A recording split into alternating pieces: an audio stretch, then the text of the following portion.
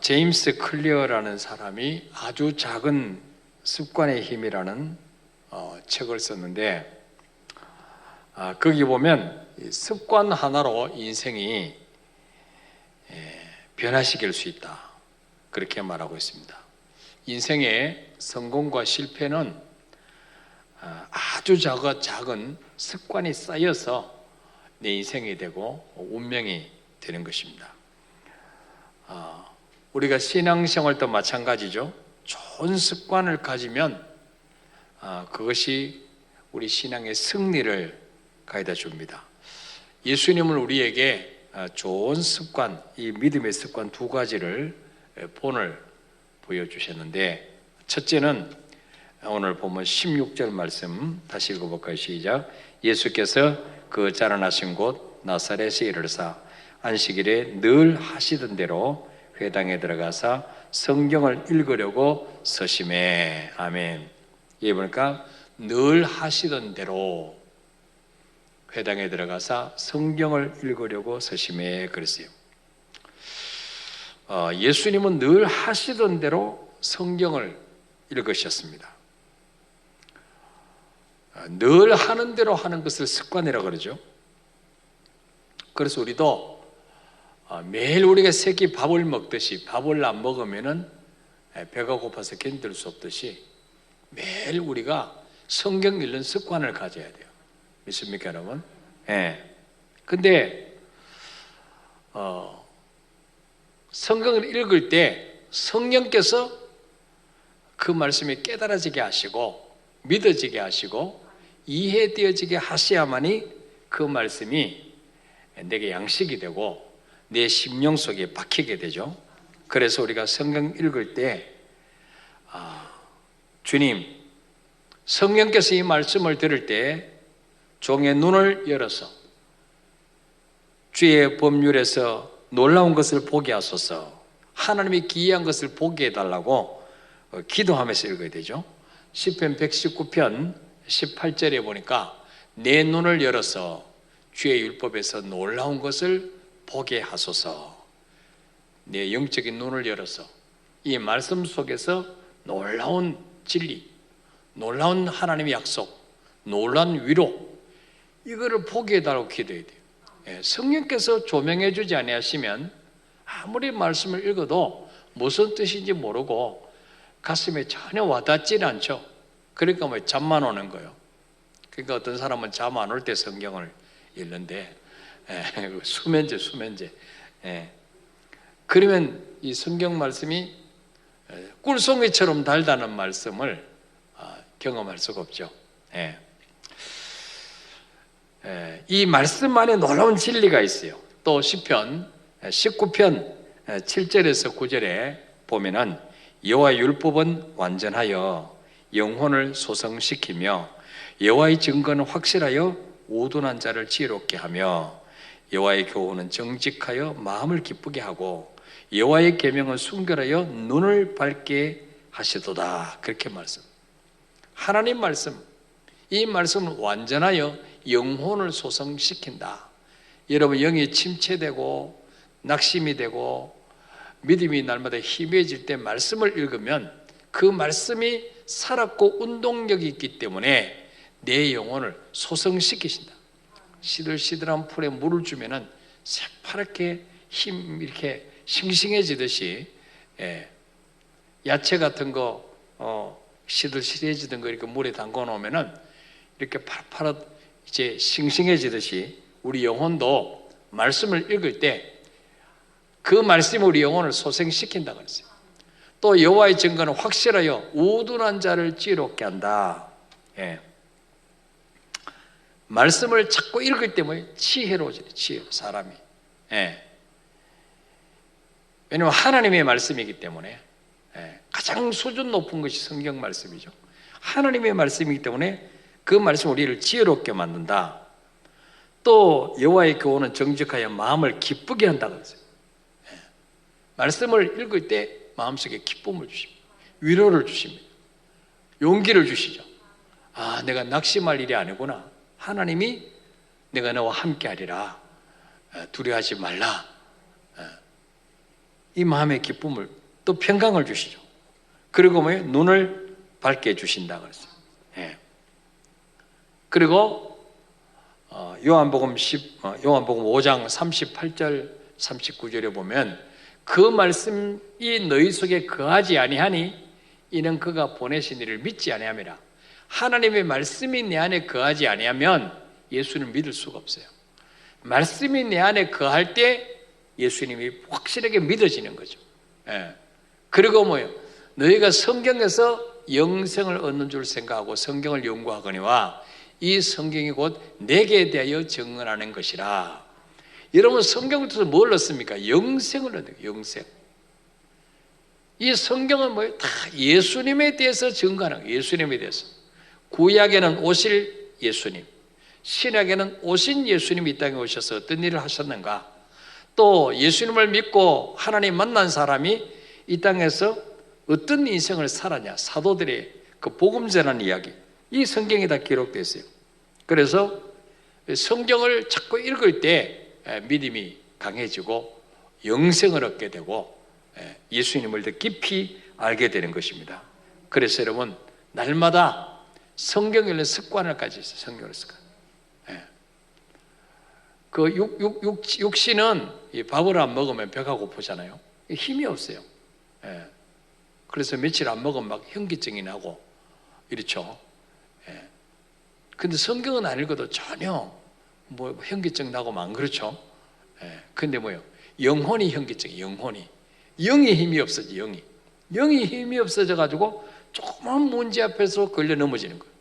시험 드는 거예요. 영이 약해져 있기 때문에. 그래서 말씀을 자꾸 읽으면 내 영혼이 튼튼해지는 거죠. 어떤 문제 앞에, 어떤 유혹 앞에서도 이겨낼 수 있는 거예요. 힘을 주는 거죠. 그래서 여러분 예수님도 늘 하시던 대로 회당에 들어가서 성경을 읽으시다. 우리도 늘 하는 대로 매일 하루에 3장 4장 성경을 습관적으로 읽는 그런 좋은 습관을 가지시길 바랍니다. 그래야지 지금 내가 바로 살고 있는지 잘못 살고 있는지 알게 돼요. 분별할 수 있게 돼요. 성경 말씀이 내 인생의 기준이 되는 거예요. 잣대가 되는 거예요. 잣대가. 안 그러면 우리가 말씀대로 안 살고 죄악 가운데로 빠져 살아도 내가 지금 잘 살고 있는지 모르는 거죠. 분별력이 없어지는 분별력. 내가 말씀대로 전혀 안 살면서도 믿음 좋은 줄 착각하게 돼요. 두 번째로 뭐 예수님 늘 하시던 습관이 무엇입니까? 기도하셨어요. 기도. 자, 누가복음 22장 39절부터 우리 한번 읽어볼까요? 시작. 예수께서 나가사 습관을 따라 감람산에 가시매 제자들도 따라갔더니 그곳에 이르러 그들에게 이르시되 유혹에 빠지지 않게 기도하라 하시고 그들을 떠나 돌 던질 만큼 가서 무릎을 꿇고 기도하여 이르시되 아버지여 만일 아버지의 뜻이거든 이 잔을 내게서 옮기시옵소서.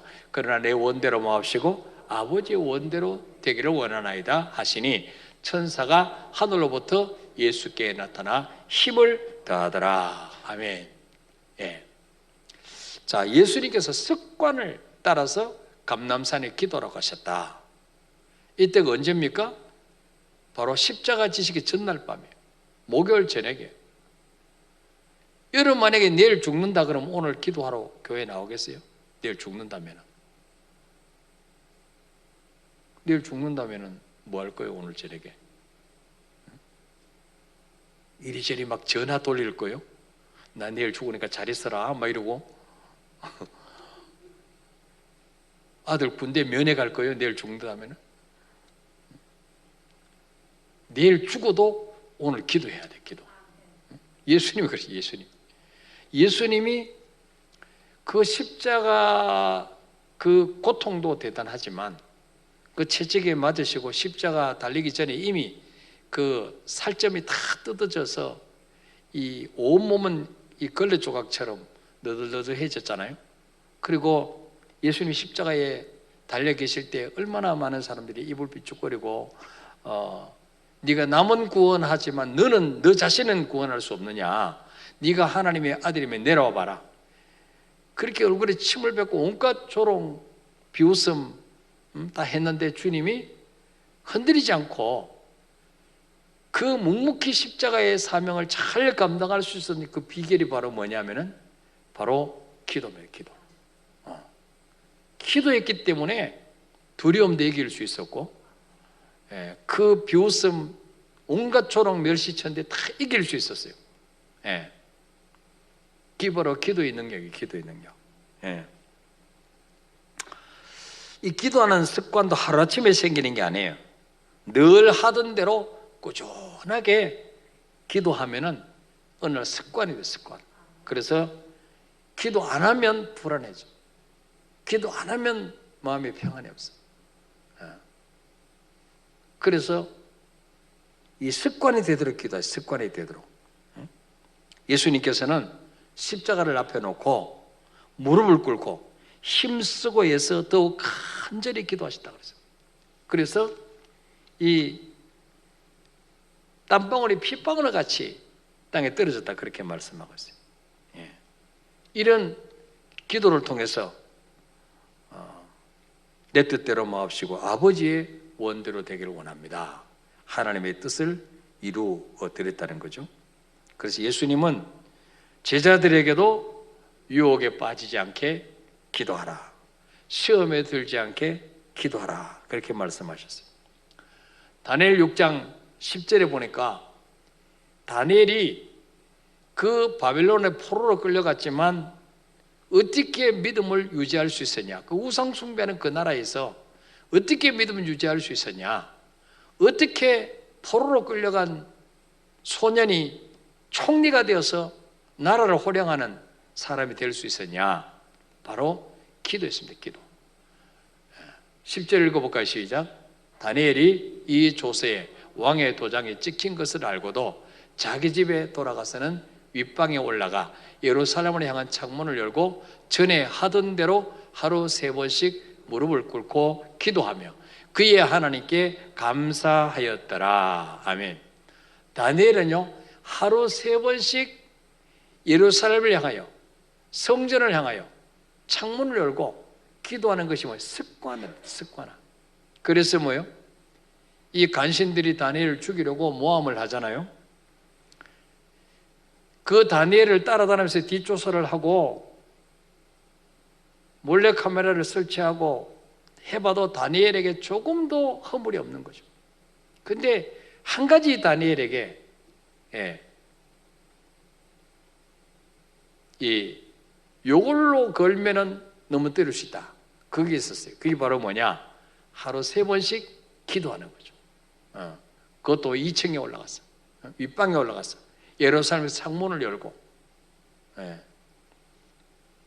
왜 솔로몬이 성전 건축하고 기도했잖아요. 봉헌 예배 드릴 때 하나님, 만약에 하나님의 백성이 포로를 끌려가거나 아니면은 전염병이 오거나 여러 가지 기근이 들 때 성전을 향하여 기도하면 하나님은 들으시고 응답해 주옵소서.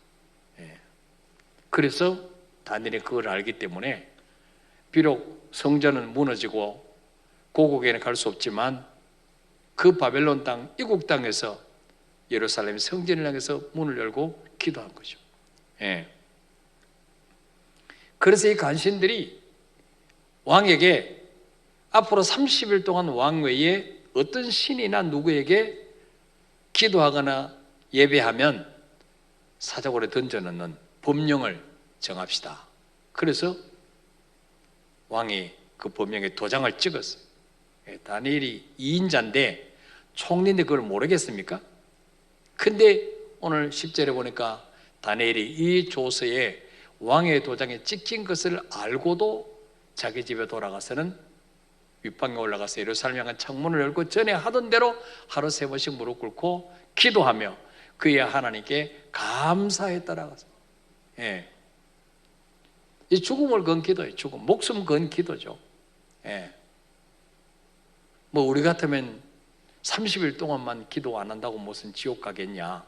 30일 동안만 쉬자. 그리고 뭐요? 꼭 창문을 열어놓고 기도해야 됩니까? 그냥 입을 뒤집어 쓰고 자는 척하고 기도해도 되고 화장실에 들어가서 기도해도 되고 그죠? 근데 다니엘은 전에 하던 대로 굽히지 아니하고 하루 3번씩 여전히 기도했다는 거예요. 이거는 바로 무엇입니까? 다니엘의 기도의 능력을 알았다는 거죠. 예. 내가 죽고 사는 것은 왕의 손에 있는 게 아니고 하나님의 손에 있다. 예. 이 땅에서 내 사명이 끝났으면 천국 데려갈 것이고, 아직 사명이 남았으면 기도해도 살려주실 것이다. 이 믿음이 다니엘에게 있었어요. 예. 그래서 여러분, 우리가 기도하다 보면요, 배짱이 생겨요. 배짱. 믿음이 커지기 때문에 기도를 많이 할수록 문제가 작게 보이는 거죠. 기도 안 할수록 문제가 커 보이는 거죠. 예. 그래서 이 기도는 만사를 변화시키는 능력이 있기 때문에 이 다니엘이 그 목숨, 이 위태로운 상황 속에서도 기도했더니 어떻게 됩니까? 사자굴에 던져졌지만 하나님이 미리 천사를 보내셔서 사자의 입을 막으시고 다니엘을 살리시잖아요.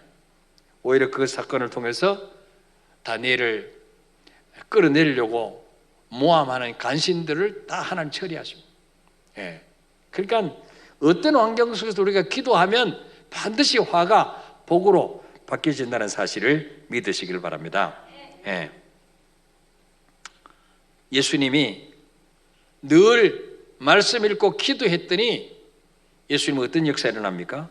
사도행전 10장 38절에 보니까 하나님이 나사렛 예수에게 성령과 능력을 기름 붓듯이 하셨으며, 성령과 능력을 기름 붓듯이 하셨으며, 그가 두루 다니시며 선한 일을 행하시고 마귀에게 눌린 모든 사람을 고치셨으니 이는 하나님이 함께 하셨습니다. 여러분, 예수님이 가는 곳마다 죽은 자를 살리고 소경의 눈을 여시고 귀머거리 귀를 여시고 벙어리 입을 여시고, 그게 그냥 대전이 아니에요. 하나님의 아들이기 때문에 그런 게 아니에요. 하나님의 아들이지만은 인간의 몸을 입고 이 땅에 오셨기 때문에 기도 없이는 안 되는, 기도 없이. 예. 그래서 주님은 기도가 습관화될 정도로 늘 하나님 앞에 기도했을 때 하나님께서 예수님에게 성령과 능력을 기름 붓듯이 부으셔서 두루 다니시며 선한 일을 행하시고 마귀에게 눌린 모든 사람을 고치셨다 그랬어요. 예. 우리도 날마다 기도가 습관화되고 말씀 읽는 것이 습관화되면 우리도 모르게 믿음이 점점 커지게 되는 거예요. 그리고 5년 후에 10년 후에 우리의 삶은 놀랍게 바뀝니다. 예. 그래서 여러분 삶 속에 하나님의 자녀에게 일어나는 모든 문제, 모든 사건은 뭐예요? 기도하라는 사인이에요. 기도하는 사인. 응? 우리 성도 가운데 새벽에 안 나오던 분이 자녀 문제 때문에 이거는 뭐 기도 안 하면 해결 안 될 문제. 그래서 저에게도 기도 부탁하고 집사람들 시험관 나와서 기도하라. 그 자녀 문제 때문에 교회에 나와서 기도하다가 자녀 문제 해결되는데도 기도가 습관화돼가지고 시험관 나와서 기도하는 거예요. 근데 그래서 집사님, 그 아이가 효자라고, 효자. 그 아이 때문에 집사님을 기도의 용장으로 만들었다고. 계속 그거를 5년, 10년 쌓아보세요. 예. 얼마나 놀라운 역사가 일어나겠습니까? 그래서 여러분, 지금 비록 이 기도 습관을 쌓기까지 좀 힘들지만, 그러나 1년, 2년 계속 하다 보면 이제는 뭐예요?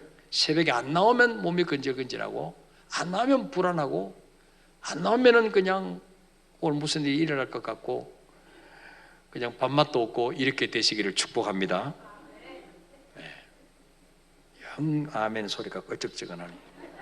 자, 우리 찬양하고 기도하겠습니다. 왜 슬퍼하느냐?